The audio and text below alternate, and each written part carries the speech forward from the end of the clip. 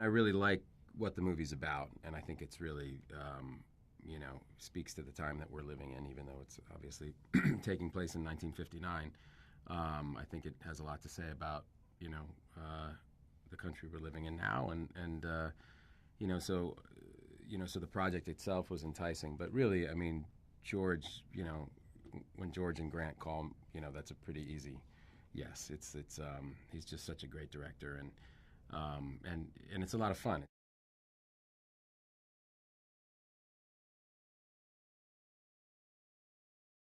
He's just on the face of it is just a kind of a boring neighbor type of person, the guy next door, just kind of working his job and with his wife and son, and kind of a very regular seeming Joe. And then as the film goes on, he kind of, when the onion kind of gets peeled back, you see kind of who he really is, and it's a pretty dark role.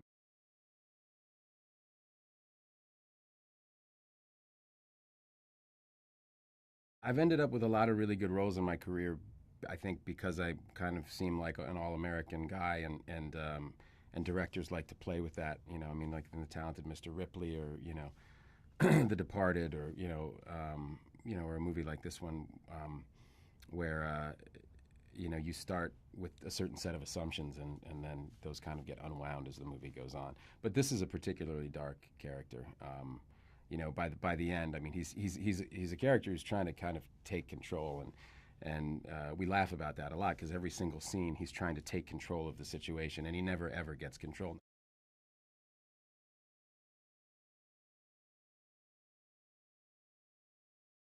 It's all seen through the eyes of Gardner's 11-year-old son, and so and it's about that innocence of that age and that time, and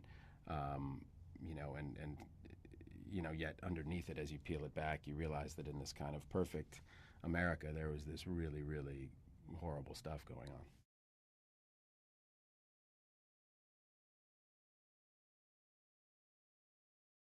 It's a perfect kind of suburb, or it's advertised as a perfect suburb, and the it's based on Levittown, Pennsylvania, and this incident that happened in which an African American family moved into this all white suburb, and the people in the town just freaked out, and they signed a petition to remove the family from their neighborhood.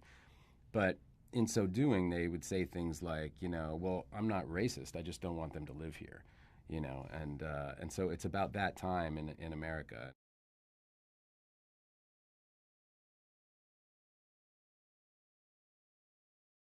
Uncle Mitch is kind of the one relatively benign influence in Nikki's life. Uh, you know, he's not afraid to take a drink during the day himself, but he's a big loving guy, and he really loves his nephew. And Gardner thinks he's kind of a clown.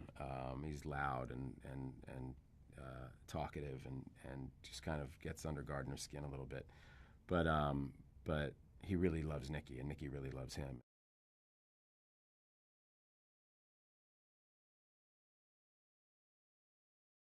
Nobody likes life insurance salesmen, but the adjuster that Oscar plays is a great character because he's smarter than everybody, and he comes in, and he sees exactly what's going on. He reads the situation for exactly what it is.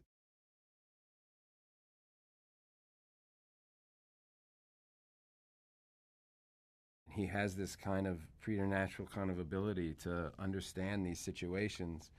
Um, but it's like if you like George was showing me this thing yesterday that Noah did, where Noah broke down and he cried, and he's wiping his tears away, and George is talking to him, saying, "Okay, wipe the tear now. Okay, look down, now look up," and he's crying, tears are coming down his face, and then you just see him look up and go, and high five George, because George had what he wanted, and he was like, give me five, and the kid just breaks out of it, and it's really incredible. Like I mean, he's got a little range of skill that I didn't have, till I was in my 30s. He's an old soul, I guess.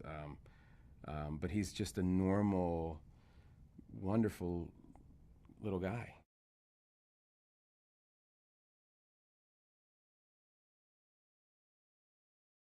This is the seventh movie that I've done with George. because he's great and it's a lot of fun. And like, what else is the point if, I mean, we work because we love our job, and we feel lucky to do it, and it's just more fun when you're doing it with your friends.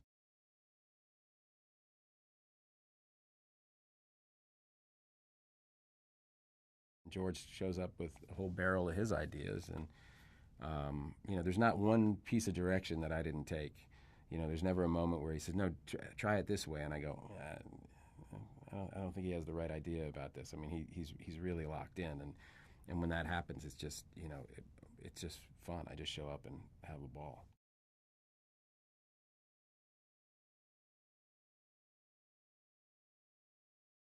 I tell people I'm doing a script that was written by the Coen brothers that George and Grant then found and worked on, and George is directing it, and it stars Julianne Moore. People go like, I'm definitely going to go see that. So I think it's got a really good cast, with Oscar and Julianne, and Noah's incredible, and it's really impeccably directed, and and it's a good yarn.